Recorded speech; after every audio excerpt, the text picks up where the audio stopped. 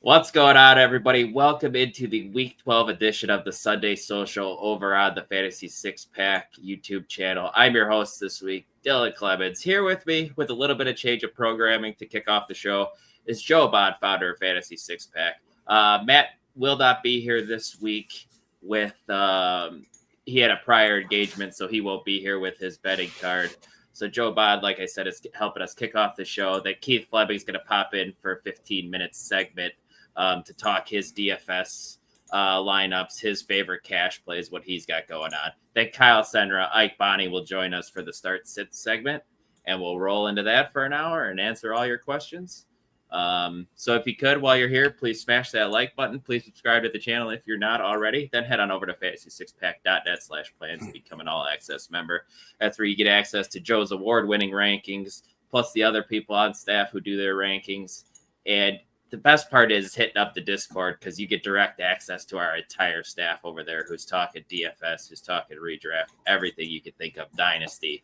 But Joe, without further ado, let's jump right into your segment and let's see what's going on around the NFL right now. A little bit of a crazy week with some guys popping back in from injury. Looks like Chris Godwin might play tonight on Sunday Night Football, Joe. I'm curious to your thoughts on what do you see that happening with the Buccaneers offense, who, let's be honest, has had a few down weeks lately. So what are your thoughts here on this Bucs offense with Chris Godwin? I think it's probably going to look more or less the same as we've seen lately. I mean, let's be honest, like Chris Godwin's been out for a while. And even when he was back early on this season, it wasn't great for Chris Godwin. He was seeing a fair number of targets, but that was before Ibuka really just started really kind of asserting himself. I mean, he had Ibuka was good week one, but I think now I think it's fair to say that Ibuka is the number one receiver on that offense, even with Godwin back.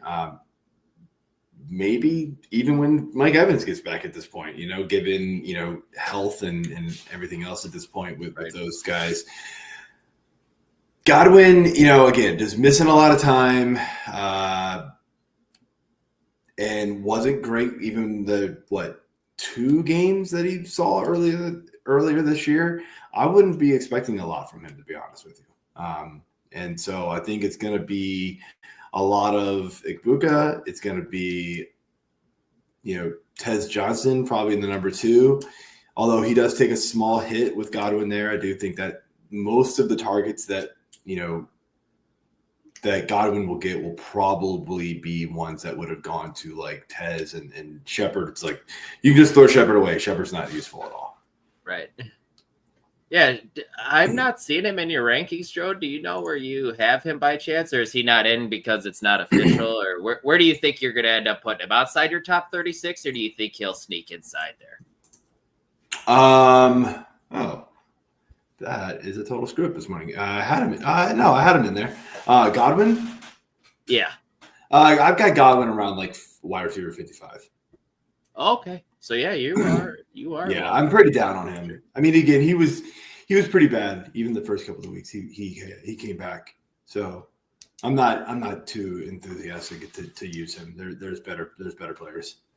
No, that makes sense. And Ike Bonni agrees with you here. And I'm not starting Godwin on his first week back. Floor's too low, 3 catches for 30 yards. Yeah, it sounds like Joe agrees with you, and I agree with you there as well, Ike Bonni. Joe, let's talk about this Bengals offense, man.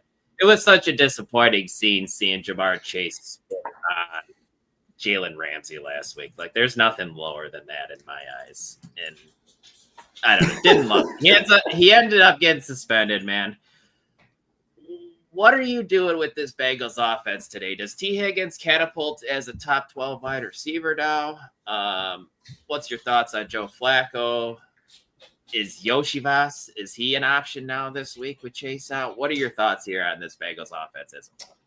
Yeah, I think T. Higgins was already borderline, top 12 receiver anyway. Now he just is going to see just that many more targets where, you're going to have to love the volume that he's going to see. Look, the Patriots defense is really good. Don't get me wrong, but they have allowed a fair number of points to receivers. Their run defense is where like they really hold firm.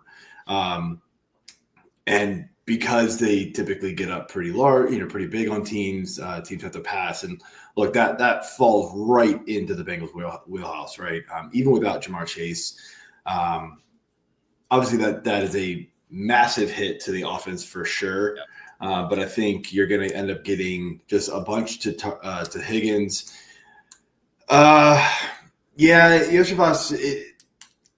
is intriguing, I guess. Like, I don't know. I feel like he's flexible. Like that's about the range I'm going to put him in.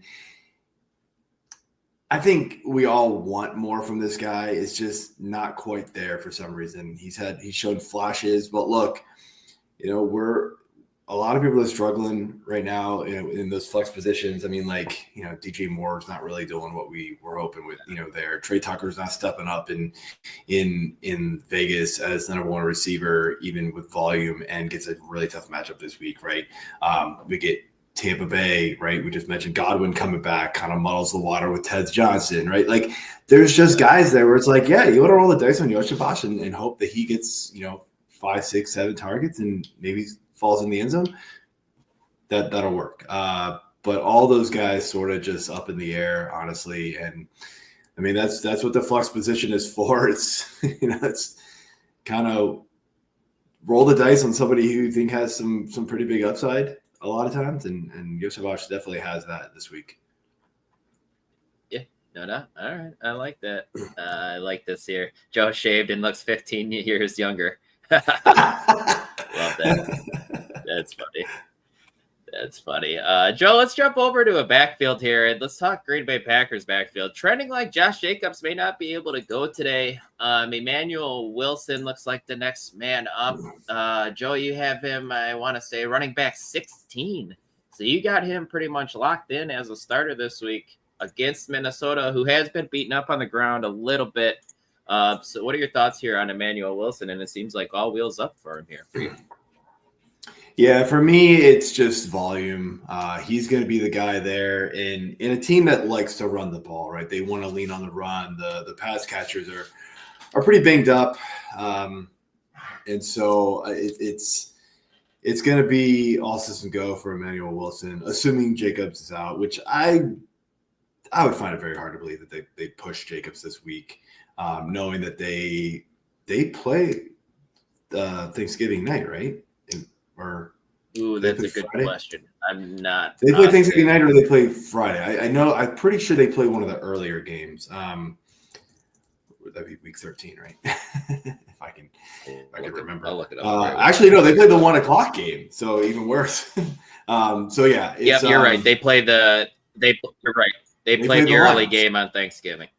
Yeah. So I would find it very hard to believe that they pushed Jacobs this week. I know Jacobs was saying all the things like, oh, if I'm not feeling bad, like then if it's just pain, I'm just gonna go. Like that seems pretty stupid. Like let's not. The Packers are still a playoff contending team. They're gonna need him for the long run, and if they can, get by without him this week, which not total walk in the park, but I think Emmanuel Wilson is definitely a viable weapon for them. All right. And then one more, Joe, just quick before we jump into your top streamers of the week. Ramondre Stevenson might be trending to play this week. Does that scare the crap out of you as a Travion Henderson owner, man? Or is it still, after what we've seen from Henderson the last couple weeks, is this his backfield? Is he the captain now? No, I have Henderson in a spot where he has really catapulted me to the top of the standings the last couple of weeks. And, I'm not feeling great about it. It's, you don't like the fact that, look, through the first 8 weeks, 62% snap share to Stevenson, 32% snap share for Henderson. Stevenson was seeing the vast majority of the rushing attempts, more routes. Henderson, look, I'll say this. Henderson has looked amazing. Don't get me wrong, right? The first week without Stevenson, it was 2 huge runs, right? Those aren't normal. Those, you're not going to get 50, 60-yard runs very often, right? So the second week, he scored 3 times. Awesome. You love to see that. But honestly, his yardage wasn't good. So it's kind of like, is it really repeatable what he's done? And I don't know. And I don't know if Vrabel is buying in on it either. We will find out. I still want to believe, and I'm putting him higher up in the rankings. I have him as a high-end RB2. I'm super nervous about it, though. I mean, I would not be shocked if Stevenson goes out there and gets the entire first 2 drives. I mean, it's just it just feels like that's what's going to happen. And Twitter is going to explode when that happens. No doubt. Yeah, man. For our sake, I hope that doesn't happen. I hope it's Travion Henderson just keeps rolling. It's not like Stevenson's somebody we can trust either, Joe. Well, we can trust him. No, I don't even want to trust him for fantasy. But I was more meaning the Patriots can't trust him because he can't hold on to the ball. I will say he didn't fumble the last 3 games. I think so. So there's that. Yeah. I mean, I don't know. Yeah, it's tough. It's going to be interesting. I don't love it, man. Yeah. Don't love it. But Joe, you write an article weekly over at USA Today with your top streamers. So why don't you go ahead and break those down by position here? What do you got this week? Yeah, real quick here, because I know Keith is sitting in the background waiting for me to shut up. Quarterback here, it's not a great week for quarterback streamers, not going to lie. I wrote Bryce Young. That one is sort of meh. I don't love it. Coming off the career high 448-yard passing performance. Yeah. I don't like to chase points, but San Francisco is another matchup where I think he can take advantage of it. Don't expect that. Jameis Winston obviously gets thrown into the mix because it's Jameis Winston, and let's have some fun, right? I think we'll get more of a passing performance from him than we did last week, where the rushing game was just on fire, and it shouldn't be as close of a game against the Lions. I think the Lions are going to just steamroll the Giants this week. Running backs here. Keith is sitting in the background. I want to get his reaction on this one. Tyler Algier week, maybe. Are we good with this one? I mean, it should be, right? But we've said that before, and sometimes it just doesn't happen. But Tyler Algier is always in the streamable conversation, just because the Falcons love to use him, and especially near the goal line. So all he needs is a touchdown.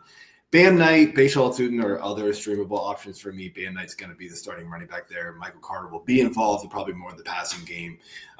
There is no Amari DiMercado this week, so Bam Knight should see a large workload there. Receivers, I had Yoshivash. We already talked about him. I'll give another one here. Kayshon Boutte, back this week, deep threat guy. I mean, you want a high ceiling from your streamer. Kayshon Boutte's hitting it. All he needs is one big play, and He's very capable of doing it. We've seen it plenty of times. The one worry is that the Patriots get a big on the Bengals, and they don't need to pass. But Boutte could get it early, and then it doesn't matter, right? And that's the kind of thing. So yeah, there we go. Tight ends. I mean, if quarterbacks were rough, tight ends are even worse this week, man. I'm gonna go Brock Wright. I mean, just 7 targets last week. It wasn't good. The Lions' offense was bad last week outside of Gibbs and J-Mo, but Brock Wright, 7 targets. I don't know if we're going to get 7 targets, but maybe he sees 5 and he actually does something with them this week. That's all you got. We just got some breaking news here, Joe. Aaron Rodgers is out today against the Bears. Yeah, I kind of expected that. I wasn't really expecting him to play. So not much movement in your rankings today for any Steelers or Whitford off, kind of about the same. Yeah, I'm not really. I mean, look, I'll say this. Rudolph looked okay last week. Sure. But I'm not. He's serviceable, man. He's okay. It can't be any worse, right? Right. I will say this: he loved using a lot of Kenneth Gainwell, but I think Jaylen Warren should be active, so I don't know if we're going to get as much Kenneth Gainwell this week. My defensive streamer of the week is the Raiders.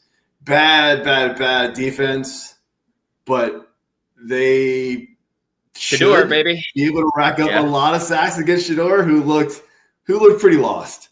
He did not look like he was ready to take an NFL field, and I'm guessing multiple sacks. And Mason Rudolph, the Rendo streamer, I like it.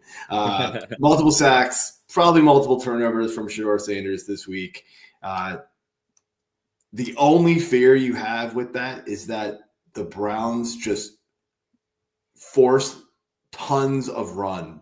They just run the ball with Quinshon Judkins, even if they're behind. They don't want to put the ball in Shador's hands. And that would limit the number of sacks and stuff that they would get. But the Raiders offense is probably not going to be able to put up a lot of points. So it could keep Judkins involved. That would be the only the only risk of it. But I think otherwise, it's going to be like a sack like every fourth play. It feels like, man, it's going to be bad. So let's go there. I feel it, Joe. Great stuff as always, my man. It's always good talking to you. Before we get you out of here, though, why don't you go ahead and plug away what you got going on the rest of the year? Yeah, just the same old rankings, and I do the usage article over here on Fantasy Six Pack that drops Tuesdays. And then obviously the couple articles that do the trade targets that comes out Monday morning-ish on USA Today, and the streamers, sleepers article that drops on Friday over USA Today as well, at 6P_Joe on Twitter, and similar on Blue Sky and all that stuff. So that's what we got. All right. Love it, Joe. As always, can't wait to talk to you next week. Good luck at the rankings competition and all your matchups this weekend. All right, man. See you. See you guys. Good luck. All right. Let's go ahead and bring in Mr. Keith Flemming to talk about what he's got going on for his DFS lineups. Keith, I told you before the show I did no DFS research this week, so I'm going to need you to steer me in the right direction here. With the news we just got, though, I want to hear your thoughts on if you think Mason Rudolph could possibly be a dart throw with him being super cheap here. What are your thoughts here on Mason Rudolph's start for the Steelers? I mean, if you want to, get crazy, let's get nuts. No, I mean, for, cash, no, I do not want to do that. But for multi-entries, why not? All right. You never know. I actually think that what Rudolph does well is he's a worse version of Sam Darnold, where he is actually most effective throwing it down the field. And, you got Calvin Austin, you got Roman Wilson, you got DK Metcalf, all guys that can make big plays. So, yeah, I mean, it wouldn't shock me if he has a decent game. That Bears defense, they live off of turnovers, not exactly a great defense. And I think Chicago is going to score on Pittsburgh, which, is going to put them in a lot of throw situations. I believe Warren's still banged up too. So, I would much rather play Jameis, though, if I'm going to play a quarterback in the 4K range. All right. Sounds good. So where are you really diving into here at the quarterback position for your DFS cash game lineups, Keith?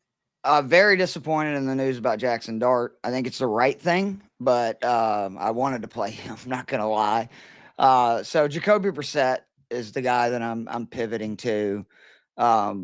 It's not an anomaly, people. We talk about this all the time. Me and Joe do. 1 game, 2 game, even 3 games. You can say that there's, circumstances or whatever to lead to it, but not when it's 5. And that's where we're at with Brissett. I mean, he's been QB 10 or better 4 of his 5 starts, QB 12 or better in all 5.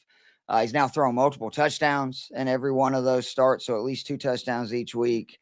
And then you have the bonus of just QBing a team allowing 30 points per game in the 5 games that he started, and they seem to be getting worse because they've given up 40 each of the last 2 weeks. So I love that. I also just love the fact that he is so easy to stack. I mean, obviously he has unlocked Trey McBride, and no doubt. we saw him turn Michael Wilson into wide receiver 1 last week.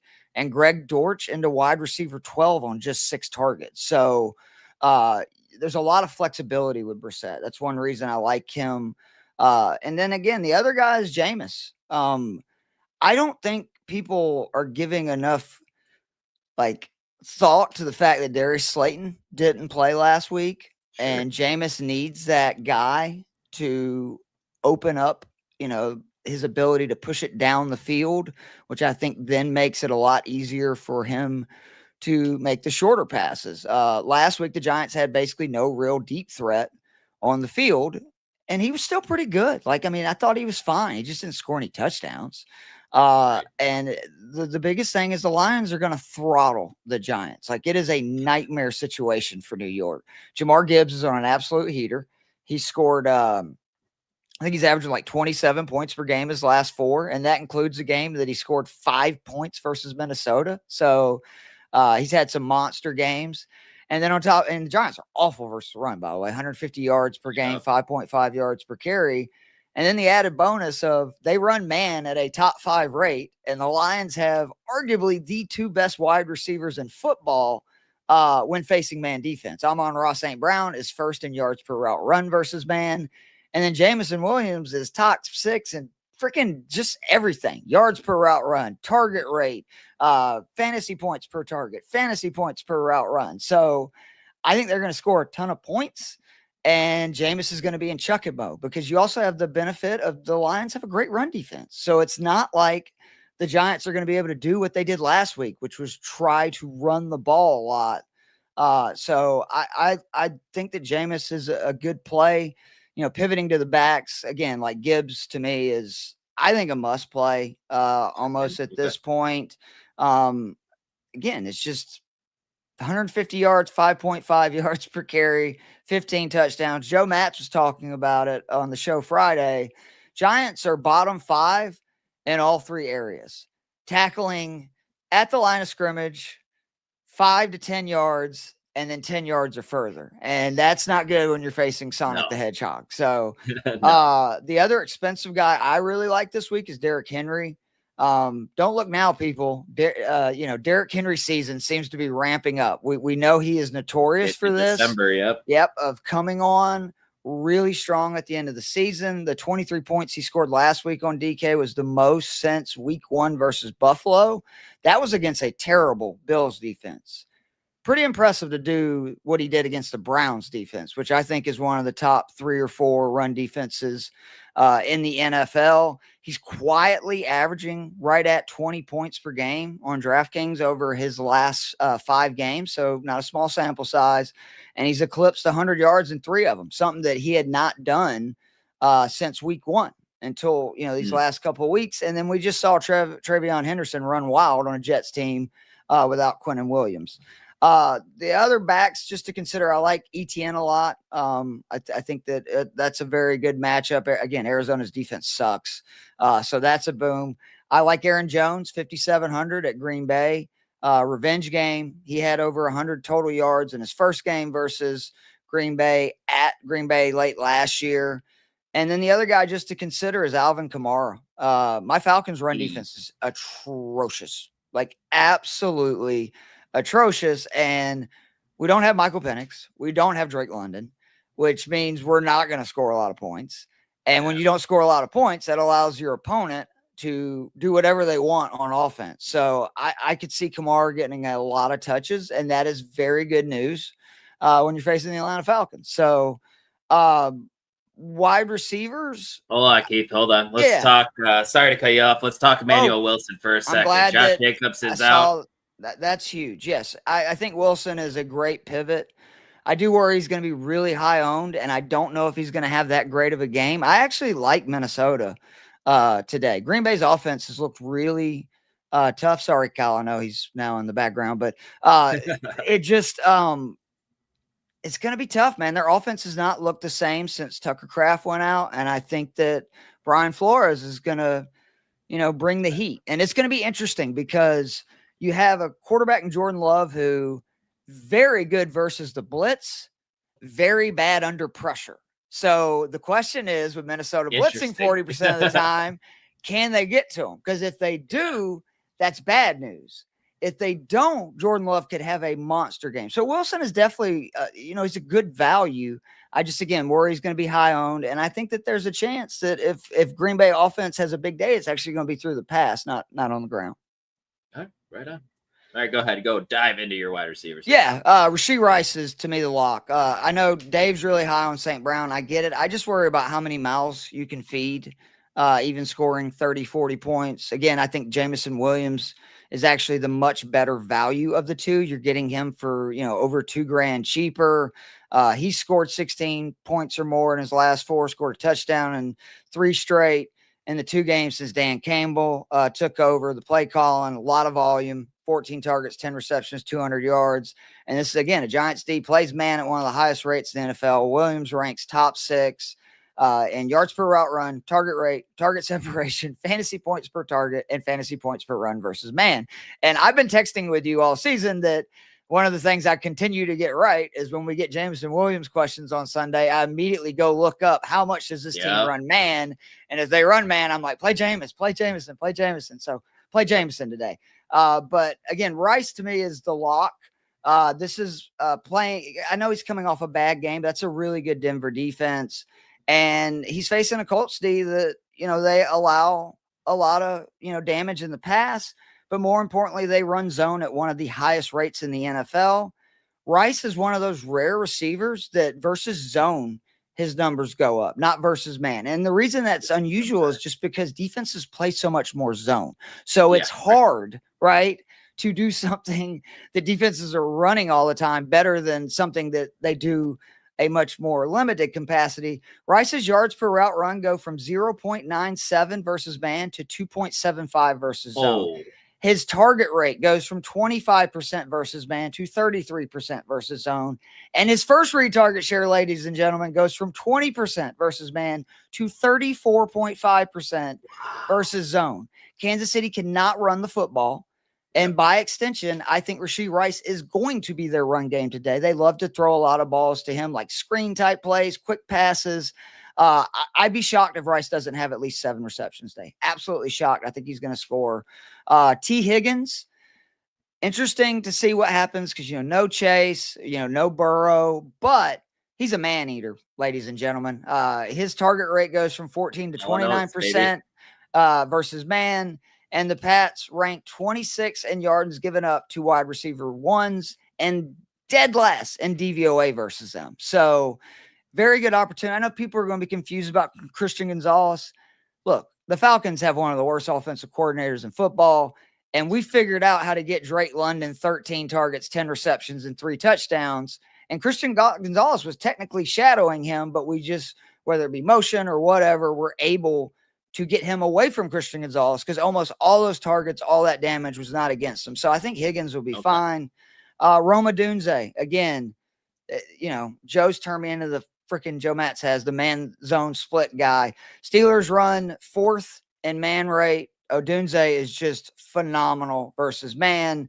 And by the way, Pittsburgh allows 10 targets and 86 yards per game to wide receiver number 1. So I know that it gets a little wonky sometimes, but Odunze, in my opinion, is the number 1 wide receiver.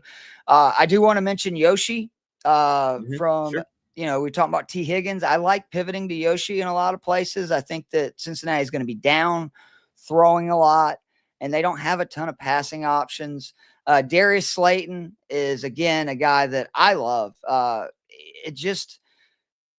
going to be down. They're going to be down. They're going to be chucking. Detroit gives up a lot of big pass plays. And Darius Slayton is a really good big play receiver. He's just a good or above average wide receiver in general, but he is great at making big plays. And I think that Jameis in the second half is going to be just slinging it all over the lot. And it wouldn't surprise me at all if Slayton ends up having 100 yards and a touchdown. The last guys I want to mention for the receiver, Michael Wilson and Greg Dortch, obviously, with Jacoby Brissett. Wilson was wide receiver 1 last week. Dortch was wide receiver 12.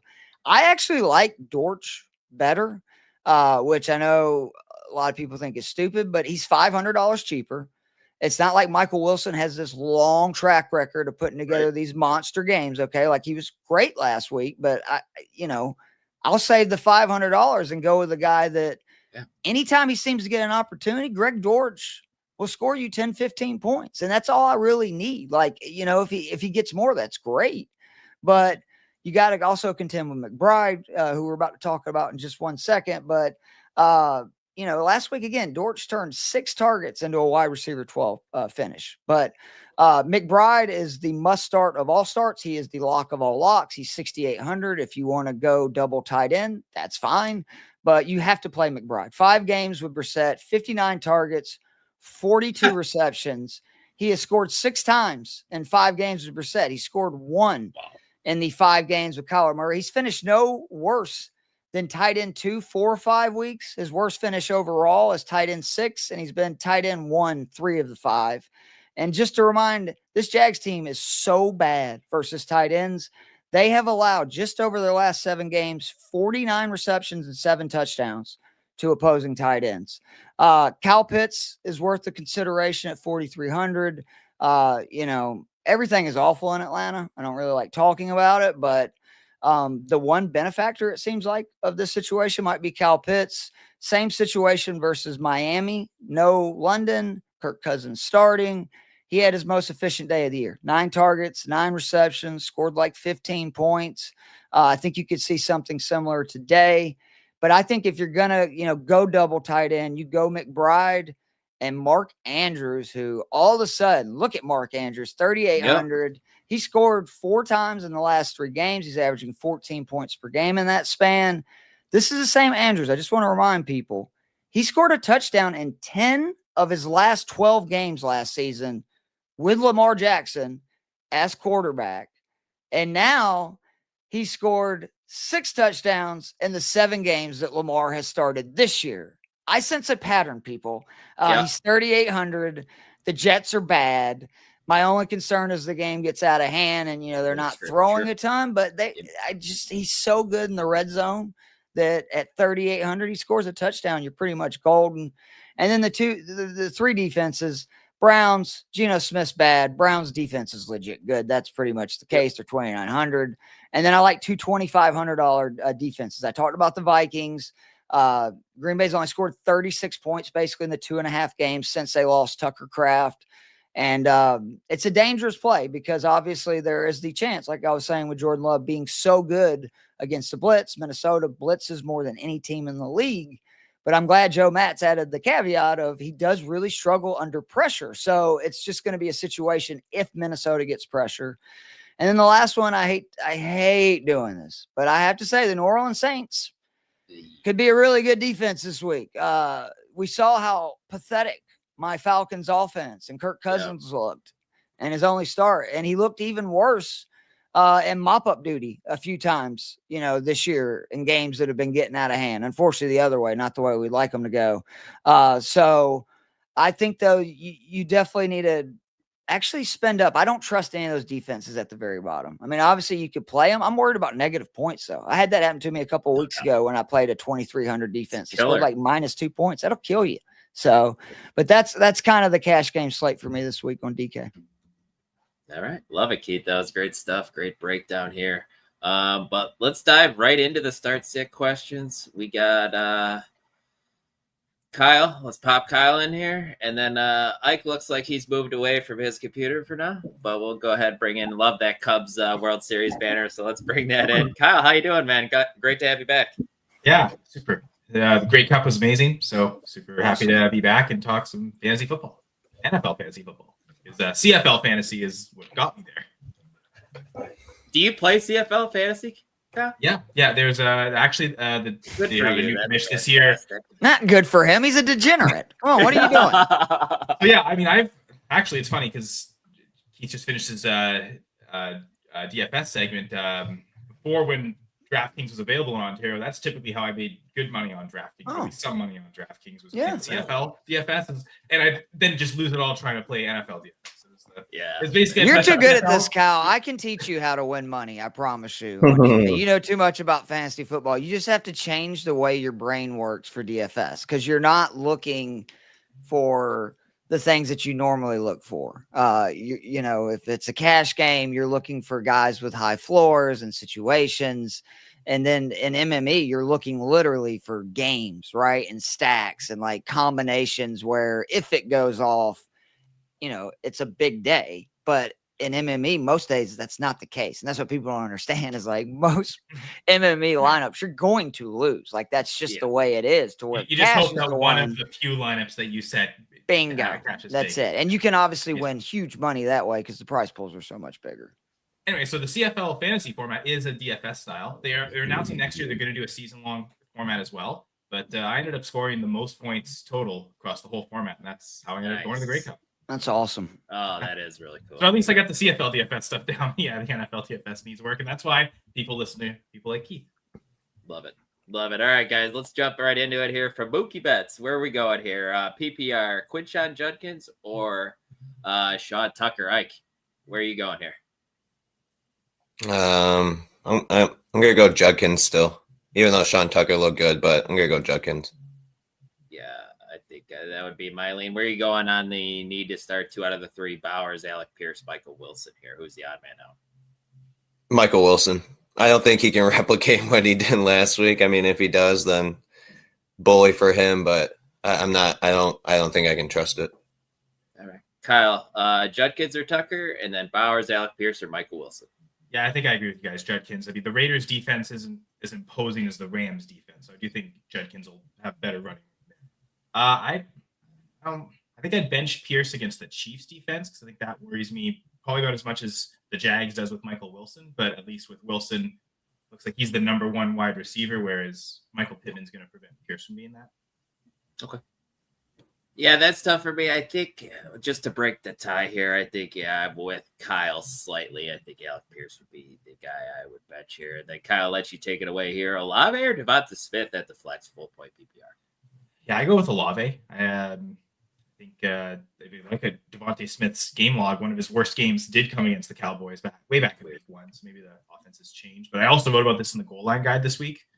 How he only has, I think, 1 red zone target, like very little red zone involvement, or I think 1 target inside the 10-yard line. I think that's what it was. So it's a good goal line touchdown week for the Eagles passing, but that seems like that'll go more to Goddard and Brown. So I lowered Devontae in the rankings a little bit this week. I like Olave. Okay. Ike? I was agreeing with Kyle. I'm going to go Olave. All right. No, yeah, I'm cool with that as well. He looks good with Shuck. He does. Targets, so. Yeah, no doubt there. Need 2 wide receivers.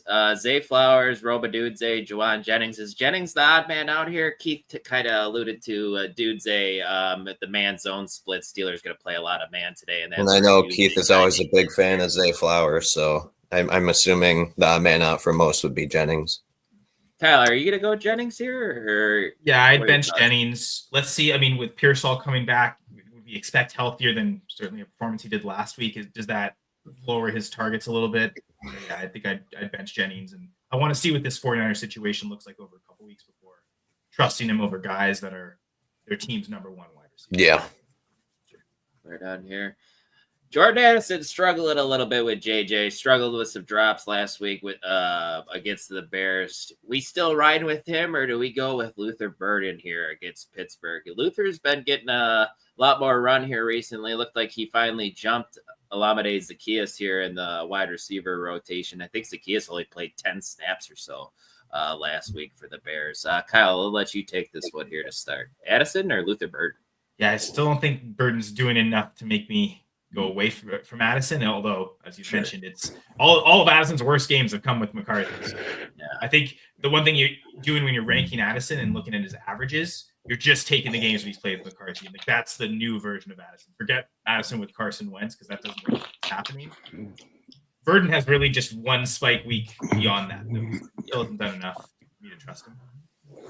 I wish we had time to talk about JJ McCarthy here a little bit because Are we all out on him? Kyle, let's go 30 seconds into here from your dynasty brain here. What are you doing with JJ McCarthy if you are an owner here? What are your thoughts? I played in a league with you guys. I've got JJ McCarthy. I'm holding him. Okay. I think it's still his rookie season. This is what, 6th game, 7th game. So yeah, to expect that we know what he is yet, I think is a little early. So you definitely hold him. You can buy him right now. It might even be a cheap time to do it. But Oh yeah, selling, definitely. this seems like the worst time to sell him. Yeah, no, I think selling him is out of the option. Is not a good option right now. I'm with you because it has not looked good, unfortunately. But Keith, where are you going here with this Addison Luther Burden decision? I just want to say real quick too, not a good sign when Kevin O'Connell is your coach and you're struggling this much because he's got a lot out of a ton of quarterbacks. So real concerns for me about McCarthy moving forward. But Yep. I'm with you on Addison. I don't like it. It's weird, man. He just doesn't throw it to Addison a lot. And Luther Burden has a great matchup. Like Pittsburgh is the kind of defense that you can torch. So I will say the caveat of if you're being safe, it's Addison. If you think you need a home run, where it's a situation where you're probably not going to win if you don't have a couple of guys go off, I would put Burden in because I think it's much more likely Burden could score, 10, 15 points than it is Addison, who's probably going to get you 5 to 8, which is what he's been doing most weeks with McCarthy. That's fair. Yeah, I feel you. Ike, where are you going to go here? I want to say Luther Burden really bad. Just throw it out there. I mean, fuck it. It's one of the last few weeks. He's finally got his thing going on, but no, you have to go Addison. It's Addison still. All right. Then go ahead, take this one away here, Ike, from Cody. Need one wide receiver here. Alec Pierce, Michael Wilson, Worthy. Well, Worthy doesn't do anything right now, so I'm not chasing Michael Wilson's career game last week, so I'm going Alec Pierce, who's had a steady 4 or 5 game pace. Okay. Keith, where are you going to go here? Pierce, Wilson, Worthy. I'm actually leaning Worthy. Indy gives up the most passing yards in the NFL to wide receiver twos. And again, they run a lot of zone. Worthy, similar to Rice, is actually better versus zone. I think it's because both of them are, kind of better side to side than they are as just true vertical threats, which is funny. Everybody thought they got Worthy, to be Tyreek 2.0, but he can't really do that. That's not what he excels at. I will say, though, I'm assuming it's PPR. It doesn't say that. If it is a full point PPR, actually, I'm going to change to Michael Wilson. The volume is going to be there to where with both Worthy and Pierce, I think you're relying on big plays, which they are both more than capable of making. But if it's a full point PPR, I would rather just, take Wilson, know I'm going to get 8 to 10 targets and, live with the floor of probably 8 to 10 points. Okay. Kyle? Yeah, earlier I went Wilson over Pierce as well, and I'll stick with that consistency. I just think he's going to earn targets. Not to say he'll get a career day. Brissett probably won't break the NFL record for completions again. That would be pretty insane, but still think he's probably the one you can trust to gain the most targets right now. Sure. All right. Good morning. Need your help here. Survivor League. Need 3. Juwan Jennings, David Montgomery, Sean Tucker, and or Ashton Genty. Keith, go ahead. He needs how many? Just one or 3? So I guess we okay. One of these. Yep. So I'm going to definitely play Montgomery this week. I don't know how you could not. This is a dream matchup. Detroit's indoors. They're not afraid to run up the score. Giants are just awful. It's a dream matchup for Detroit because they, again, 150 rushing yards per game, 5.5 yards per carry. They've given up 15 rushing touchdowns. And then Detroit's top 2 receivers feast on man, which the Giants run a ton of. I can't sit Genty. I know it's a really brutal matchup, but just on volume alone, I'm going to play him. And then with Bucky being out one more week, I'm actually going to go with all the backs here and go with Sean Tucker. He's been really good and something I've been kind of clamoring for us, just an outsider is dude, get that guy the ball. He's really talented. So I would probably go with the 3 backs here. Kyle, you as well? You look like you're not in agreement. Yeah, I always love playing running backs. So, of course, I'll go 3 running backs here.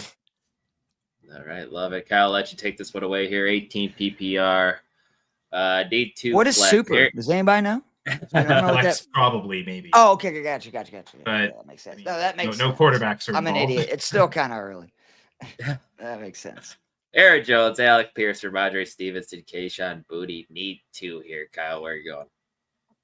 I mean, someone earlier mentioned the Aaron Jones revenge game, right? I think, and since he's returned, he's come back and he's taken over the lead back role from Jordan Mason. He gets all the volume. So we're questioning that with Stevenson, right? I mean, I think we still don't have the official word that he's going to play, but it sounds like he will. Yeah. And if so, like, what does that mean for his stats? But between the two running backs, I definitely prefer Jones. Between the two receivers, I prefer Pierce. So that's really where it comes down to. Do you want Alec Pierce or Ramondre Stevenson as that second flex?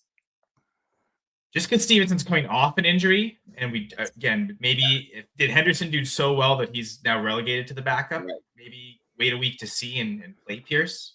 I think that's how I'm leaning as well.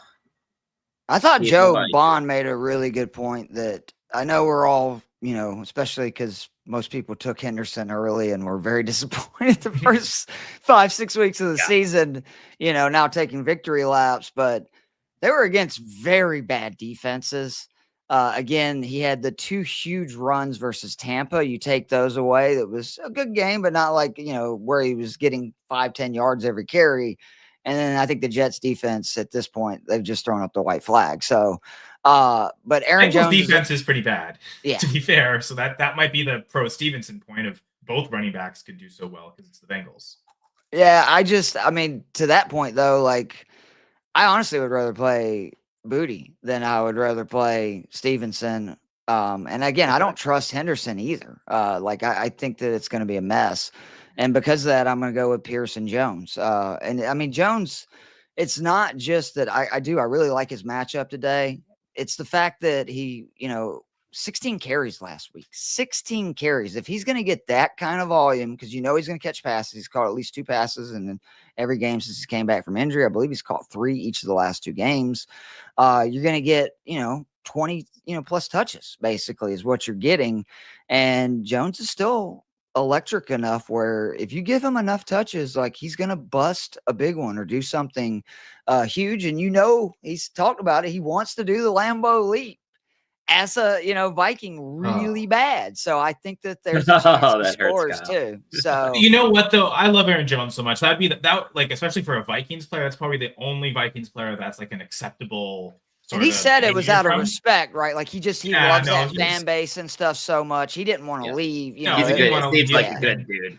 But then he also chose to sign with the Vikings and chose to keep remaining with the Vikings. So, but I love Aaron Jones. And, so that would be fine. Any other player tries that in Lambeau, that they'd shot on sight, word all over them. That might be embraced because the stand your ground law in Green Bay Stadium. I love Aaron Jones. Ike, you're back. Where are you going here? Sorry, because knowing how much Ike like Pierce, I imagine Ike would also go Aaron Jones and Pierce there. Yeah. Where are you gonna go here? I'm going Brissett or Brissett. You're gonna go Brissett over Caleb, and then DJ Moore or Devin Singletary. Full point. Ooh. Singletary because he keeps scoring touchdowns, I guess. And DJ Moore is just non-existent. Catches 2 or 3 balls a week. Yeah, it's not pretty there either. Keith, where are you going to go here? Caleb or Brissett? DJ Moore, Singletary? Man, it's like Caleb has such a good matchup, but I still have concerns about Tomlin is great at scheming defenses, and we've seen Caleb's been great, but he can get wild and do some stuff at time. Brissett just feels so safe right now. Again, 19 points or more in all 5 starts. It's almost like with Jackson Dart. There's right now only a handful of quarterbacks I will start over Brissett until I see something different, right? Because it's just pretty much a guaranteed 20 points at this time. And then on top of that, you have the benefit of Arizona's defense is so bad right now. 40 points allowed each of the last 2 weeks, 30 points per game in that span. That means they're behind. That means they're throwing. They can't really run the ball. So I'm going to go Brissett there. And then Ike's right about Singletary. I think I would go DJ Moore because I think both of them are probably not going to do very much today, to be honest. The Lions are one of the best run defenses in the NFL. I just think that because Pittsburgh struggles so much with wide receivers and against the pass, there's a better chance of Moore having a big game, right? Than there is Singletary. So I would probably list DJ Moore there. All right, Kyle, break the tie, my friend. Where are you going to go here? Well, yeah, I mean, first off, I won't create a further tie. I definitely go Brissett over Caleb. Well, not definitely. They're both pretty highly ranked, but as Keith said, Brissett's on such a tear right now that he's so safe protection-wise. They just they can't really run the ball that well without Trey Benson and James Conner. At all. The volume is just going to be there. Again, he might not break the NFL record for completions every week, but they'll throw a lot. I guess with Singletary, I have a question for you guys. Does it feel like we should be ranking Singletary ahead of Tyrone Tracy? I know I have been the last couple of weeks, even though the ECR keeps having Tracy ahead of Singletary. So I mean, going against consensus in that sense. That surprises me. I don't do rankings, but I would have Singletary. I'd said when they had the injury, go pick up Singletary, just because I knew he was going to be used in the red zone, and neither of those. I just don't believe in either of those backs overall. And so at that point, I just want the guy that's going to get the touches, near the end zone, or if they fall in, that's 6 points. So, again, Singletary also has looked pretty good. So I may be wrong about that with, neither of them doing much of anything. It's more respect for the Lions defense than it is anything, that Singletary is just awful. Yeah, I guess it's DJ Moore, because he's not questionable this week. It doesn't look like he missed any practice time, but it looks like he's clearly injured and not doing well. So I think that's why I lean Singletary. Just seems like the healthier player right now. Okay. Yeah, I don't blame you at all there. And from Dion here, Jacobs is not playing, so he needs 2 running backs at a flex.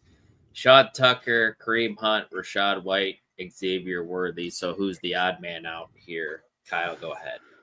Well, I think you definitely want to play Tucker and Hunt. And then you have to decide which team you're doubling up on. Do you want to? I don't love playing Tucker and White. I think I'd rather play Hunt and Worthy. At least that it's 2 different areas. Keith mentioned it earlier. The Colts giving up a lot of production to wide receiver 2s as well. So that could be something where Hunt and Worthy both do well. So I think I'd bench Rashad White. Yep, I agree. I think I'm right there with you. Keith agrees. Clean sweep here. Jake Ferguson against the Eagles, or would you go Hunter Henry? Keith, take this one. I can't sit Jake Ferguson. Henry has a great matchup. Don't get me wrong. You're talking about, I think the worst team in the NFL versus tight ends is the Cincinnati Bengals. Yep. My issue is the only big game he's had is week 1. And other than that, it's basically 6 to 12 points. And that's what you're going to get. And I mean, that's not terrible for a tight end. Don't get me wrong. If you didn't spend capital on one, but I mean, Ferguson seems to score every freaking game. So I can't sit that dude, even for somebody like Henry with a great matchup. I would roll with Ferguson myself. Ike, how about you? You're not in agreement. Kyle, where are you going to go here? I think what makes it close is not just the convergence of Henry having a great matchup, but one of Ferguson's worst games this year was against the Eagles week 1. It's funny, we said that about Devontae too. That game was kind of weird. And there wasn't as many points as we thought. Maybe expected a different result this week. Eagles also got up early, and it felt like they took their foot off the gas. If you remember that game, there was a long delay. Was it like a lightning storm or whatever? Oh, right. That's true. Weird. Yeah. Oh, yeah. No points got scored after the delay, and I was like, that was early third quarter. So they had almost half the game with no points scored. It was, I doubt it's that weird again. So I think, stick with Ferguson. As much as it's maybe a bad situation for him and good situation for Henry, it still doesn't. You don't cross at that point. It's still Ferguson head. It's Aaron Jones or Ken Walker, who finally found the end zone last week, guys. Where are we going to go here? Aaron Jones. My answer. I'm going to keep going Aaron Jones. Yeah, I do. I really like him getting volume and revenge game. The revenge game matter. Yeah, and Ken Walker, we still don't have confirmation that he's active because he's listed as questionable. Yeah, he's got a butt injury. Yeah, butt hurts. Yeah, I've been there, man. Is he butt hurt because they drafted Charbonnet? Because I think I am too. So I definitely. Yeah, no doubt. Now I will say, if for some reason it leaks that Walker is out, Charbonnet would be a wonderful play in DFS at 40, I think 700 or 800. I will be pivoting to him quite a bit if that occurs. We're about 20-ish minutes away from finding out. I think eventually. I don't. The Titans' run defense without Vrabel is so awful. I think I would actually lean Ken Walker if he's healthy. I think I like that matchup more than Jones against the Packers. Don't forget though, Simmons just came back. Yeah, which Simmons I think that come back last week. That helped their defense a lot, their run defense. So that helps them for sure. Okay, maybe you know what? Aaron Jones. Okay. Because I was saying the same thing. The Titans' run defense stinks last week, and Joe Matzerman, Simmons is supposed to come back, and I'm like, what kind of difference can it make? And you saw it in their performance. So, Yeah, good point. that- Yeah, and yeah, I guess with Walker, both, right? The fact that he's not 100%. Yeah, go ahead. Sure. Kyle, go ahead, take this one here. This Rico or That's a Javonte good one. Williams and Dion. Yeah, I gotta find a way to get both these guys in my lineups, man. But you gotta pick one, Kyle. So where are you going? They're both in my top 10, but I've got Javonte. Yeah. Ranked. He was one of my featured players in the goal line guide this week. All right, Keith, you gonna go Javonte or would you go Rico? You're not worried about Philly's defense, Kyle? No, because from a goal line short yardage perspective, their run Mhm. defense is awful. It's all about the pass defense for them. So Okay. I think a good touchdown upside is there with Javonte this week. Well, he convinced me then. I was going to go Rico Dotto, but Yeah, I was that's gonna a good say- case. I'm So, good with I'll that. go Javonte. I think it's they've gotten better, but the Eagles they've allowed on goal line carries, so carries inside the 5, Mhm. 73% of those plays to result in touchdowns. Wow. They are the Great only stuff. team that has yet to allow a passing touchdown inside the 5. So they're the best passing defense inside the 5. Yeah, it's because they bat every freaking ball down. I've never Yeah, seen a right. defensive line that gets their hands on passes more than they do. It's Well, insane. I mean, I've seen the Winnipeg Blue Bombers. It's just one player. It's Willie Jefferson. But yeah, it's a whole line of Willie Jeffersons, which is scary. No doubt. And No yeah, doubt. 73% is honestly, I think it is the highest amount. So it's literally Wow. the best That's crazy. pass No, that's defense good or stuff. Run defense. So Yeah, I'll go with it. Let's go with Javonte. All right. Another one from Dion here. We go Parker Washington, Darnell Mooney, Trey Tucker, Rashad White. Need a wide receiver and a flex. Keith, do we go Mooney with Kirk Cousins under the helm here, or is he one of the odd man out? Fuck no. I do prefer Trey Tucker over Darnell Mooney, I think, between the two. I do too. And I just want to remind people like this was the same situation, versus Miami 4 or 5 weeks ago. We've lost so many weeks in a row. I don't remember when it was, but he only got targeted 4 times in that game. It was Pitts. I mean, Kadarius Hodge got more And when he targets is than getting Mooney. targeted, he doesn't catch it. Like there's times where he's Oh getting my 2 god, catches for dude, 8 he has targets, had whatever. so many drops this year. Big ones early in the season for us when we actually had something to play for. But so yeah, I'm with you on the Trey Tucker, and then I'd probably still go Rashad White as the flex. You got to assume again if this is PPR. Ironically, if it's not PPR, I don't know if I'd play White, but I just think that the combination of him catching passes and then he's going to get some rush attempts. I'd probably lean him and Tucker. I agree. Good. Where's the next one? Here we go. Another one from Dion. Travion Henderson or Javonte Williams? They're just a lot less question marks with Javonte. Is that where we go here, guys? That still would be going what I'd Javonte. say. Like I get if you want to go with Travion Henderson, it's a great matchup. Like he's obviously On going fire. nuclear right now, but I do like. Well, let me put it this way: if they rule Stevenson out, because I know Kyle said that's not official, I would go Henderson. If they do not rule Stevenson out, I would go Williams. See, I think I'd go Rico over Henderson, so I'm even more confident going Javonte this time. Okay. Even if Stevenson's out. All right. 14T PPR. Need a wide receiver 3 and a flex from this group. Parker Washington, Luther Burden, and Tyler Algier. Who's the Algier odd man needs to be the flex. We're gonna have to run the ball. Like I mean, they know that, and Algier's also scored every even week this season. And guess what? It's an even week. So that is a trend, ladies and gentlemen. I'll go Luther Burden. would be the as odd well. man out for you, Ike? No, I mean, I would be Parker Washington for me. Okay, so Luther's the odd man out. I kind of like Parker Washington without Brian Thomas still. But yeah, I think I would bench Burden. Okay. Pearsall, Bodie, Trey Tucker, Michael Pittman, start 2, flex 1. Who's the odd man out here? Keith, go ahead. Well, I mean, you can't sit Pittman. That would be Nope. to me Mooney. criminal at this point. Yeah, I would say Mooney. I'd like to see more from Pearsall. And don't get me wrong, there is a chance that if, especially say the Falcons get down early, Mooney could get absurd volume. We know he has the capability to make big plays. My issue with Mooney more than anything is like he has always thrived on big pass plays down the field. From what I have seen from Kirk Cousins last year and this year, he can't throw the ball down the field. Like he just physically cannot do it. So I just don't have enough confidence in him. He would be the odd man out for me too. Right.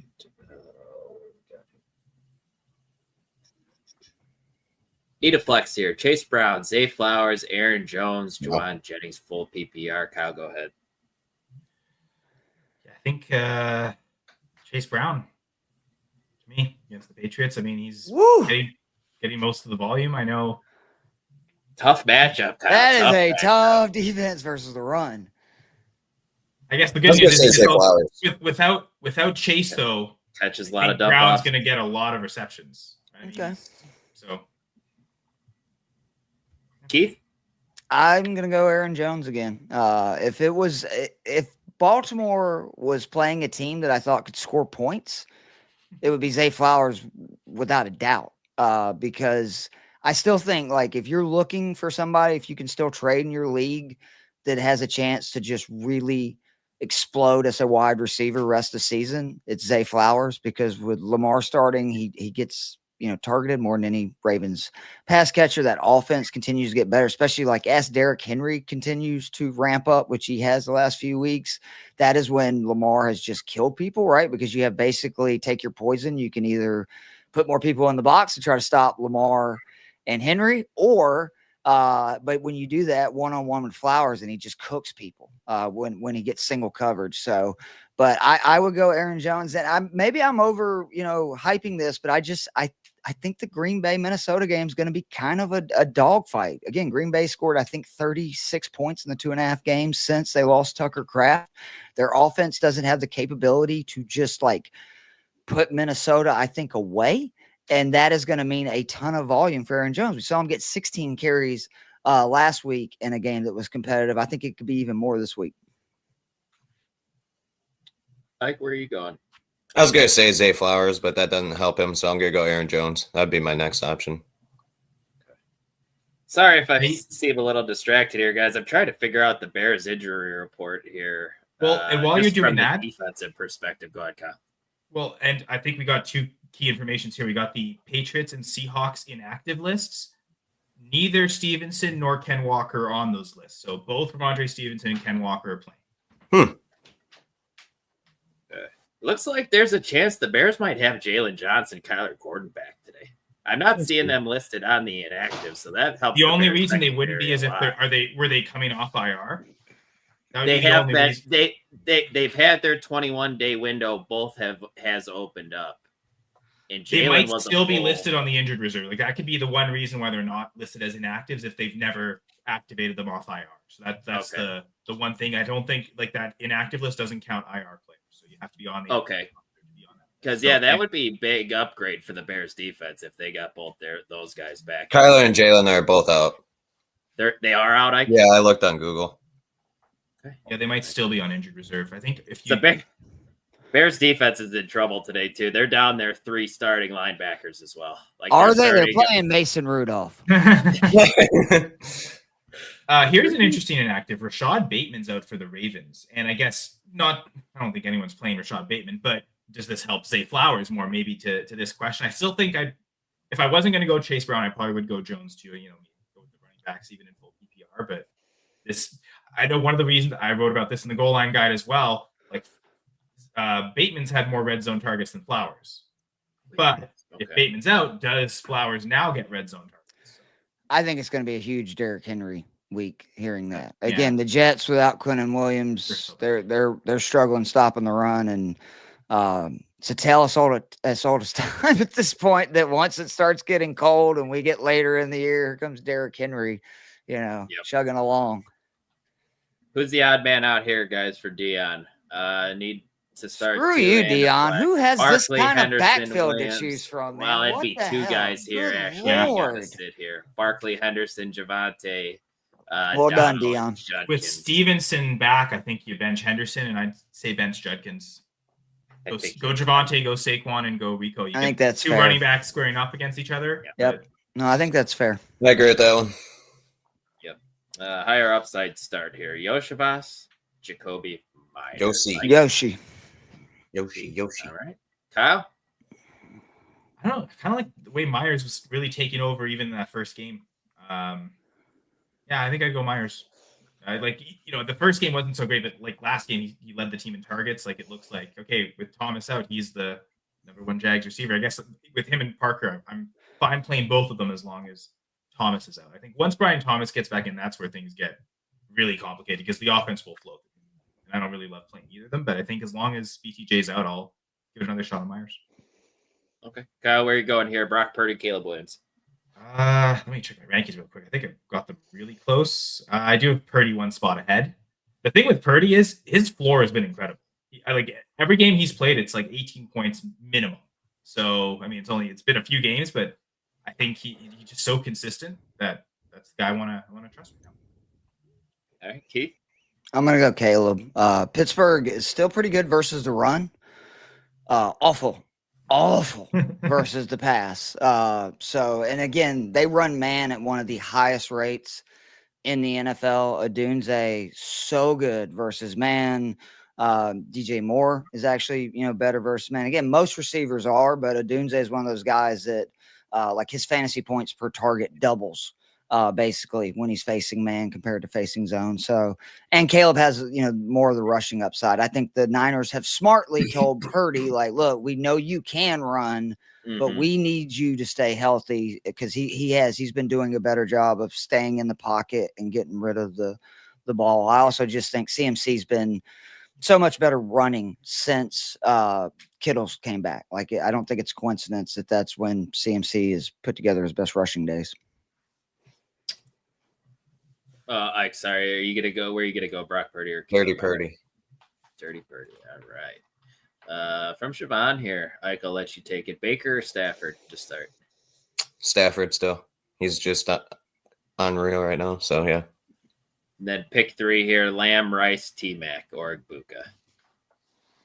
Lamb, no matter what. Rice, no matter what. And I think I'm going to go T-Mac right now. T-Mac's been playing good. He shut me up last week, so I'll roll with him this week.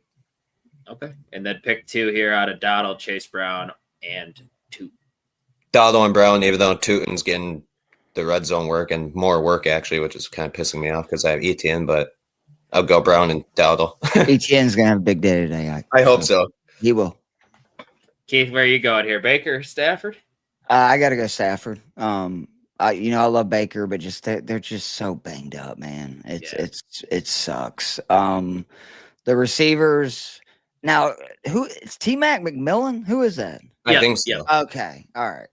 I'm gonna actually still go Lamb, Rice, Igbuka. It's close, but I just I think Tampa's gonna need to throw this week, and Igbuka's like, I gotta admit, I was kind of. Everybody calmed down when he was going so crazy, especially when the first few games where he had to be the guy. He didn't look so good, but he's been really impressive for a guy. Godwin is back too, so I don't know if that's going to affect him or not. But I mean, I think if anything, it could only might help him. Right. I was thinking it would help him. I've got Igbuka actually ranked ahead of Lamb this week, so I'd go Lamb. Okay. I just don't think that, unfortunately, from what I've seen from Godwin, he seems to get hurt. Like, you know what I mean? Like, I had some people asking me last Friday night during our show, would you play him? And I'm like, I wouldn't. Like, I wouldn't play him in DFS. I wouldn't play him fan. I need to see something from him before I'm like, hello. But I to your point, I actually think that if he is anything, substantial, that would only help Igbuka because then they can't basically focus on him so much. And then, I would go Dowdle and Brown. As much as I don't love Brown's matchup, volume. I mean, he's going to get way more volume than Tootin. Yeah, I'm right there with you, Kyle. Where are you going to go here? Baker, Stafford?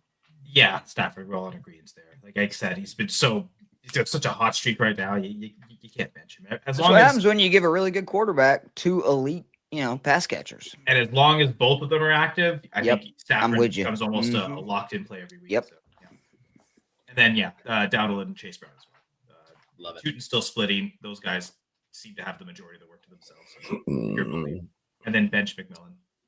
The other thing, too, is it's a Monday night, so then you don't have to stress about the Monday night game. Right? You play your guys will play, and that's your result. So it's that matters. We had the same question earlier. I Keith said went Purdy. with Caleb, and Yeah. Kyle and Ike went with Brock, right? But I'm okay I don't with think either. you can go wrong with either. Yeah. I expect both to finish as QB1s this week. So you're in a good spot. All right. Good morning. Down big after playing Oh. Josh Allen. Concerned about matchups as I plan to play Pierce, Emmanuel Wilson, and Shaw Tucker. Should I pick up Spears, Hunter, Mooney instead? Standard league. No, you're good. Because it's standard, I'd say maybe Hunt over Pierce. Hunt could probably get in the end zone. Yeah.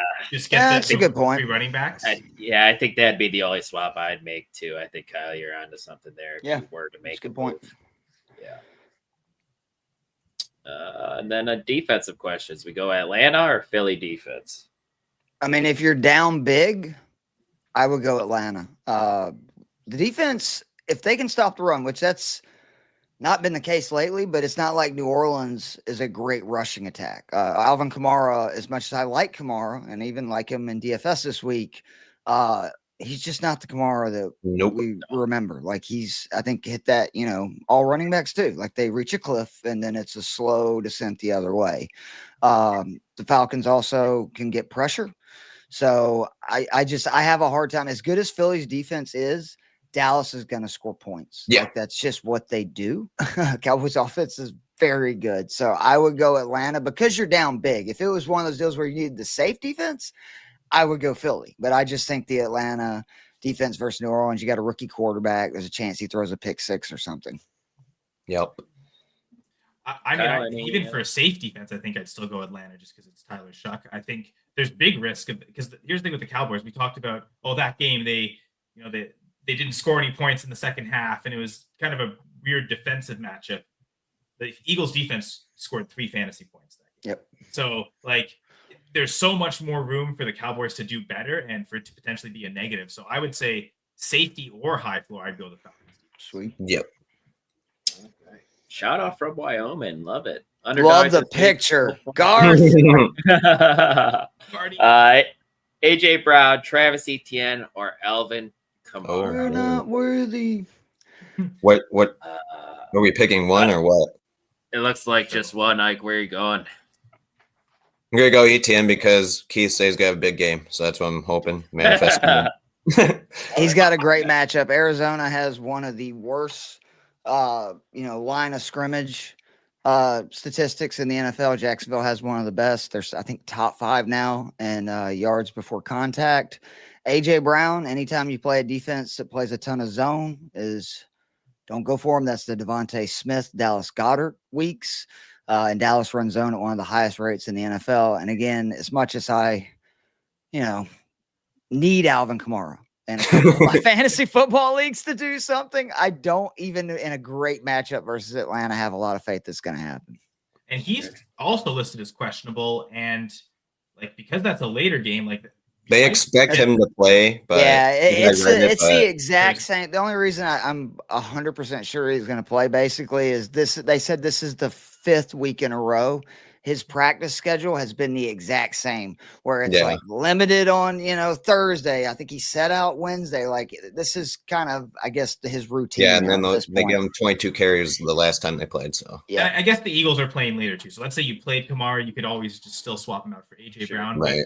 Regardless of that, I like Travis Etienne the best. So I agree. I think he's the player. All right. Siobhan, we appreciate Thanks, Siobhan. Yeah. Anyone listening, if you're not subscribed, if you could just hit that button here, we'd really appreciate it. Hit that like button too, if you would. It really helps us out here. Helps us keep growing the channel and all that. So we'll keep answering your start sit questions here. We got Jacoby Myers or Yoshi? We had this question earlier. I'm Yoshi. Did we? Same. I think Kyle was Myers. I was Myers. Yeah. Okay. All right. Pick one for the flex. Burden, Parker Washington, Juwan Johnson, Cedric Tillman, Jerry Jeudy, Michael Carter, Tajay Spears. It's the island of misfit toys. I Yes, feel it you is. there, Alcrod. Really happy you only have to pick one of these guys. Juwan's not a bad option. I think that's what I might do. Him or Burden. Even without tight end premium, I was kind of thinking that too. I mean, that's been a mass exodus. Shaheed traded away. Brandon Cooks cut. I mean, Olave and Johnson, those are the main 2 targets on the team. So yeah, he seems the safest, honestly. Right. He's probably the safest. If I'm going though for somebody that I just in my gut think's going to have a big week, I like Cedric Tillman. I like Cedric Tillman a lot this week. Last flex, you're kind of thinking more upside than safety. Anyway, you assume the rest of the lineup is super safe and people need to remember Tillman is a really good wide receiver. I actually think Shedeur is going to take more chances than Dylan Gabriel does. Oh yeah, and that is what Tillman is. Tillman is a big play guy. He's a big, talented physical receiver too, which obviously if I'm a rookie quarterback, I would look his way a lot more than even say Jerry Jeudy, right? Because Tillman is the kind of guy who can go up and get the ball to where Judy's somebody you really need to, throw it to him in open spaces for him to do what he does. Who are you going to say? I want Luther Burden to happen. So okay. I mean, it's a great week for it. Again, Pittsburgh, like DVOA, I mean, across the board. Like I think Joe Matz was telling me Friday, they are bottom 5 against wide receiver 1s, wide receiver 2s, and wide receiver 3s. The only team in the NFL that can say that. And they have a winning record. It's Mike Tomlin effect, Maybe man. not for long. Yeah. Oh no, you know how the story ends. They'll have a winning record. They're gonna go 9-8 or whatever it is. I actually think they beat the Bears today too. I hope not. I'm rooting for Chicago, man. I want the Bears to make the playoffs. Yeah, as I do. Evidently, I'm not. Should they start Alec Pierce, Worthy, or Emmanuel Wilson at the flex full point PPR? Are we just firing up Manny here, Kyle? Go Pack, go! Yeah. The volume. I mean, Chris Brooks is going to be involved, just like Emmanuel Wilson's involved when Josh Jacobs is there. But I think ultimately, if Wilson's running better than Brooks, they're gonna. Don't you think Wilson has higher upside than Jacobs too? Like it seems like every time he gets touches, like say at least 5 to 10, he has one 20-30 yard run or a 20-30 yard reception. Like I'm interested to see what he does with this opportunity. I think on fewer attempts, he might just be more explosive. I think he can absorb maybe 15 to 20 carries, but he might, in that instance, he might not be able to break off a 20 right. run. That makes sense. They'll be productive. I think it's a good goal line week for them too. Actually, I think it's good for both units on the Packers. So Keith, I think you popped off at the beginning of this one. Where are you going to go, Judkins or Sean Tucker? I really do like Tucker this week, but I can't sit Jukins in this situation. He just volume at the end of the day matters, and like it's not like either one of them are assured to have a big game. And in that situation, I'm always going to go to the guy that's going to get more touches, and that's going to be Jukins. And the great part is, this is one of those games where I don't see the opponent of Cleveland putting up a bunch of points with the Las Vegas Raiders. And so that just means, I mean, we've seen they'll give it to them 25 times in the game. They're trailing 10 throughout. So how many carries he's going to get in a game that I think they're actually going to win today? So I'm right there with you here. Where are we going to go here between Jake Ferguson or Jordan Addison? Ferguson over Addison. Yeah, Addison's just not getting any volume. Sadly, he has been the person who's been hurt the most by the JJ McCarthy experience.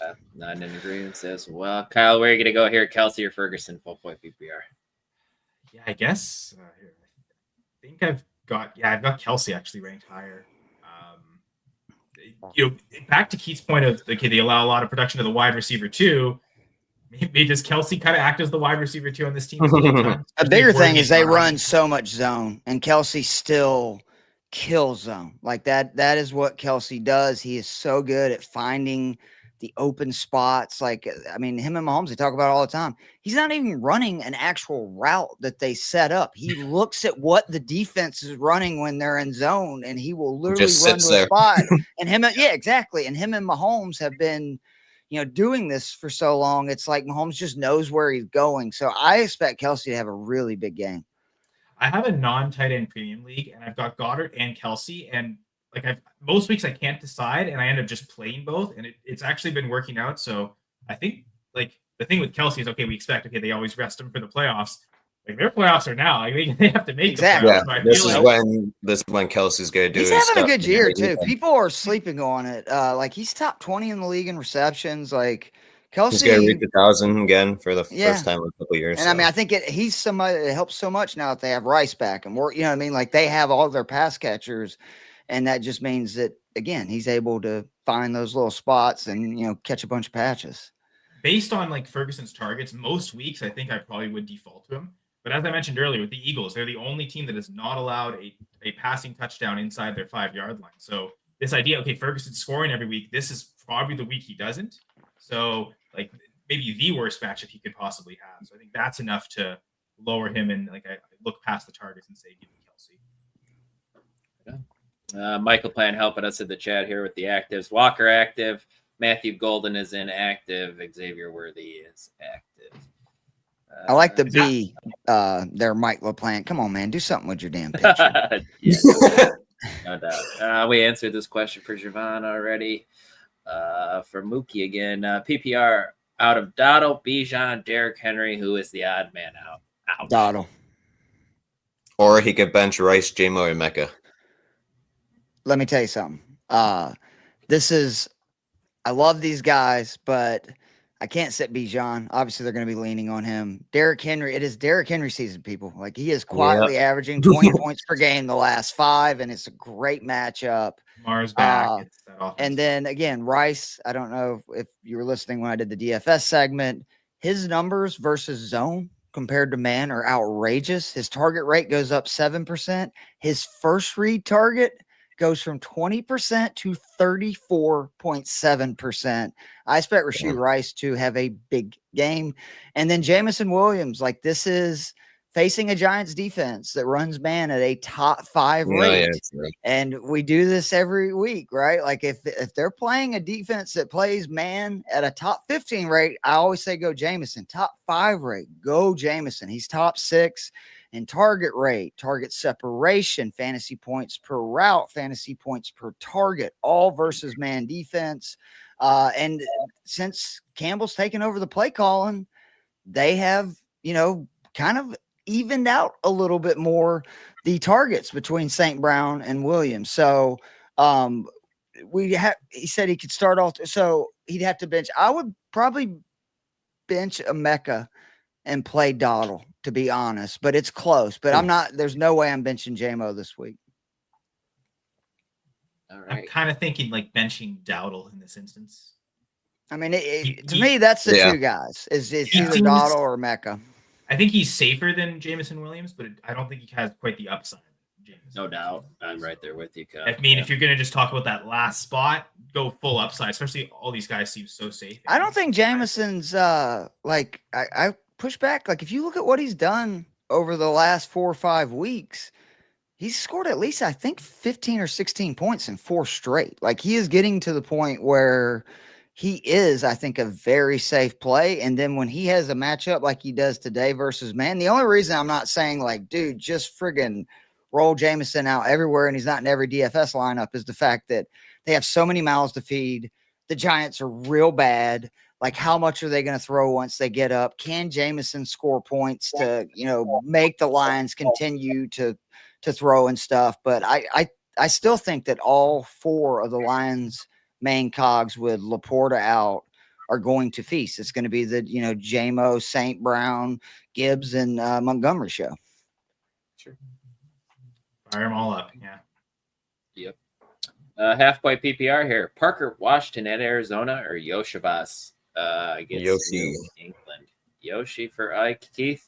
Yeah, I think that since he will be able to find a way, like the Falcons did with Drake London, to get T. Higgins off of Christian Gonzalez, but the Pats are really bad versus the pass. Like, they are an elite run game. That's why I was saying I'm very nervous about, Chase Brown this week, but they really struggle versus wide receivers particularly. And they give up, I think they're dead last in DVOA versus wide receiver ones. So that's good for T. Higgins. But let's say Christian Gonzalez is able to stay on Higgins a lot more. That's going to be a lot, very good news for basically the other Cincy pass catchers. And the biggest thing is I just think New England is going to score at will on them, putting Cincy in, chuck it mode. So it wouldn't surprise me if Yoshi gets like upwards of 7 to 10 targets this week. Right on. Does it affect your guys' lineup decision here with him starting New England's defense? Like, does that push you off of starting Yoshivas? Would you pivot to San Francisco against Carolina? I would pivot to San Francisco versus Carolina anyway, but No. I understand the wanting to start New England. I just, since he's one of those teams that they're gonna score points, so then it turns into how many sacks will New England get? And right now I want to play Bryce Young as much as possible. So I think that the Niners are gonna roll. That's the Monday night game, right? I think. Yeah, I think they're gonna roll Monday night. So I would pivot to that, but I understand playing New England because they're one of the best defenses in the NFL week in and week out. I think what's intriguing about the Patriots defense is not just their ability to get sacks, but again, how good is this Bengals offense without Jamar Chase? Let's see what Joe Flacco can do when he doesn't have Jamar Chase. We haven't seen that yet. And I mean, I actually, because again, Grey Cup, I had no idea. Did the Chase get ejected early from that game, or was that much later? Last week against the Steelers. It was in the second half, I want to say, wasn't it, Keith? Yeah. Late third quarter, I believe. Okay.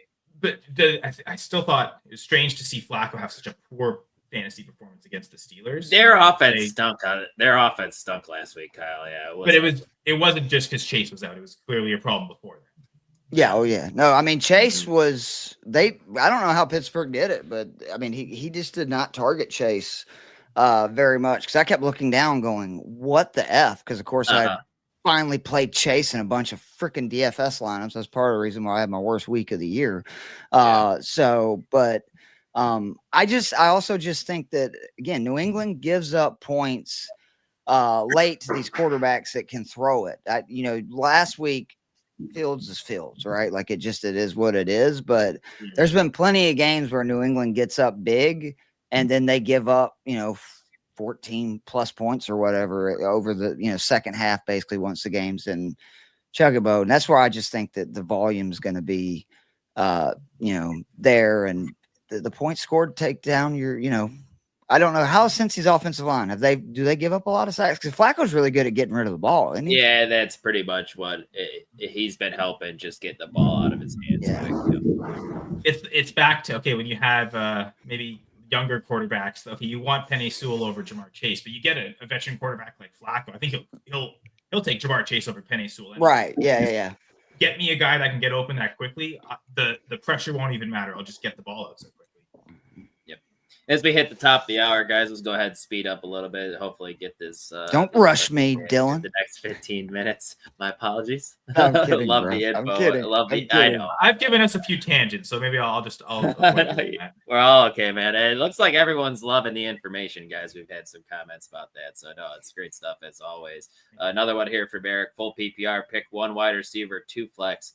DK against the Bears, Christian Watson against Minnesota, Parker Washington against Arizona, Dallas Goedert against Dallas, Rashad White against the Rams, I presume. Yeah. Kyle, where are you going to go here?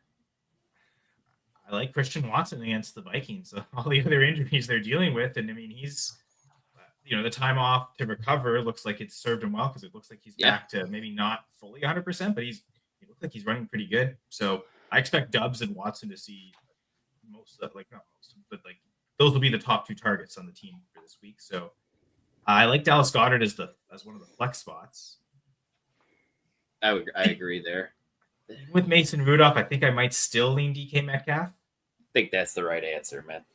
With the Bears defense as bagged up as it is, they didn't get any of their cornerbacks. I think Mason Rudolph has a potential to unlock DK Metcalf, because again, Rodgers has not really been throwing the ball down the field, and freaking Rudolph will. I think somebody put just chuck it, Mason, in the comments earlier, and that is kind of the way Mason is. It's not pretty, but he can throw it down the field, and so I like Metcalf this week. I agree on Watson, and I would play Goddard at the flex. IQ and agrees there. I think, it's a clean sweep here. I can let you take this one. Sharms, Bam Knight, or Rashad White here? I'm going to go Sharps. Kenneth Walker is active, but they might not use them as much. Yeah, I think even with Jeffrey Simmons coming back, which it is a big deal. Like Tennessee's much better, obviously, versus the run. with that. I just think Seattle's offense is most likely, believe it or not, like as bad as Jacksonville's defense can be, they're pretty good versus the run. So like, I don't think that means Bam Knight's going to have like this monster game. I just think Sharps will end up scoring a touchdown out of these three. I'm with you too, Kyle. You gonna go Sharps here as well?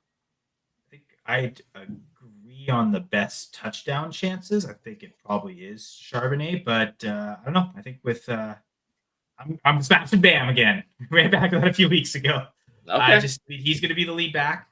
He'll probably split some with Michael Carter, but I suppose Charbonnet is going to be splitting with Ken Walker too. I'll lean Bam Knight. All right, let's try to help Eric keep his playoff hopes alive here. Are we going to go Caleb Williams or are we going to go Sam Darnold in a juicy matchup? Caleb, you have the rushing upside. If it's only a 4-point, passing touchdown league. And again, Tennessee, I know they're bad, but I think Chicago's going to give up more points, right? The question is, can Tennessee score points to get Seattle out of just running the ball? Because we know Seattle will just run, play action. We saw it just a couple weeks ago, Keith, where Darnold threw it like 12 times in that game when they blew. It was against Arizona. Yeah. So I think it's Caleb. And I actually think Caleb has a higher upside too. Like even if, both guys had a big game, Caleb, again, because of the rushing, you never know when he could have 50 yards and a touchdown too on the ground.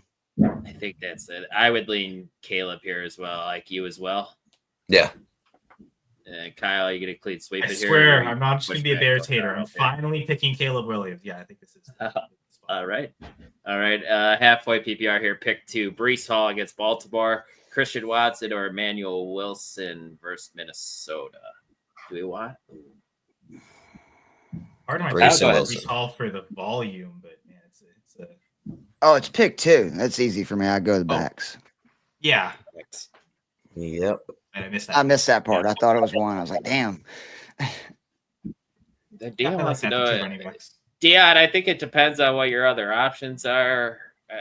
I just looked at my rankings. I've got the Steelers at defense number 14. So if one of the 13 better ones is out there, they've been good as of late too. I'm very confident about Caleb and Adunze and everything, but Pittsburgh's defense has, they've had some pretty good showcases, again, shutting down basically Cincinnati last week. What was it? A couple of weeks ago, they shut down another really good offense. So I think that there's still potential. And the main thing is Watts, right? Like finally starting to get pressure.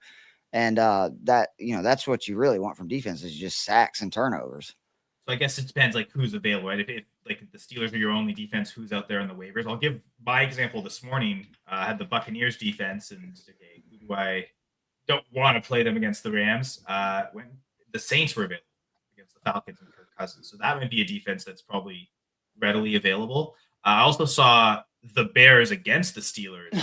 I think I'd rather do that with Mason Rudolph in the game. So I think if like just the Bears and Saints, again, my example, those were the 2, I think, best ones that were available. But obviously there could be, I've got the Seahawks as number 1, the Ravens as number 2. I doubt they're available. The Raiders, the Raiders were a team that they're probably not very well rostered, and they're playing Shedeur Sanders. So if you can pick up the Raiders, that might be the ideal situation. We got Juwan Jennings or DK here? PPR. DK.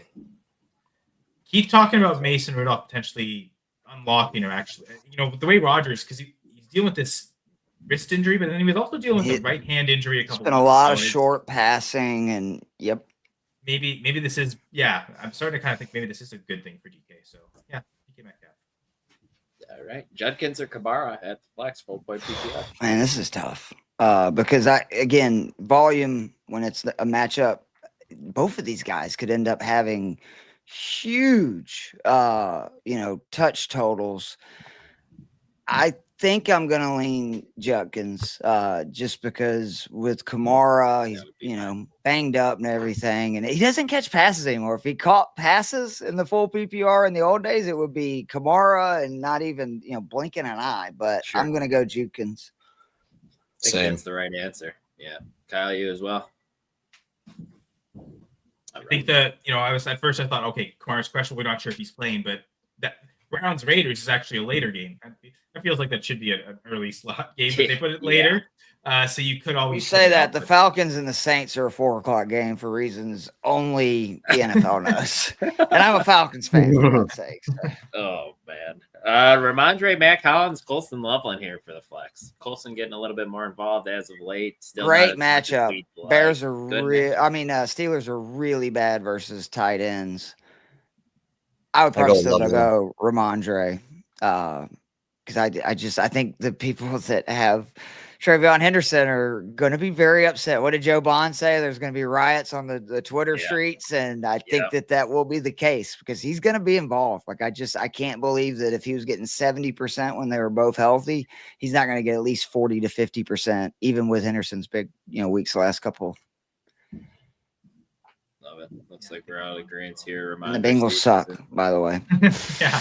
I'll go ahead and answer this for everybody. I think we're gonna go Emmanuel Wilson here. Yes. Pack go.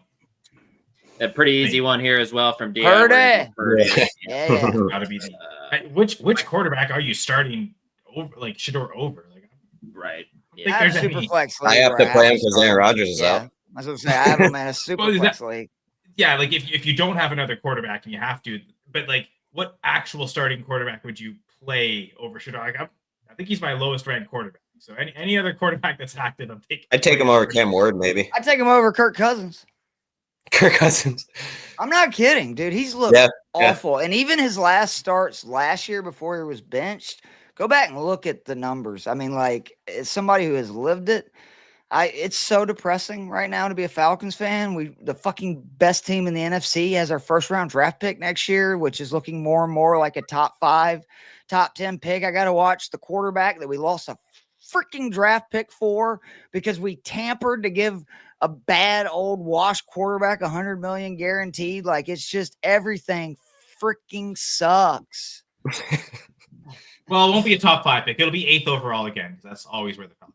I don't know, man. I don't see a lot of if they don't win today, I do not see a lot of wins on the schedule. The Jets, I hope we can still take care of, but like outside of that, I'm telling you, if they don't win today, we're like it's rough. Man, it's a weird deal DFS, where the season's over and you're rooting for the team to win.